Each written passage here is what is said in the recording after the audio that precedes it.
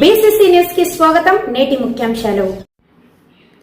మంత్రాలయంలో international book of record. Mantralayam Srimatham ముందు భాగంలో ప్రపంచవ్యాప్తంగా ఉన్న 1500 మంది కళాకారులతో ఒకే వేదికపై నామ రామాయణం భరతనాట్యం ప్రదర్శించి నేషనల్ బుక్ ఆఫ్ రికార్డ్ అందుకున్నారు.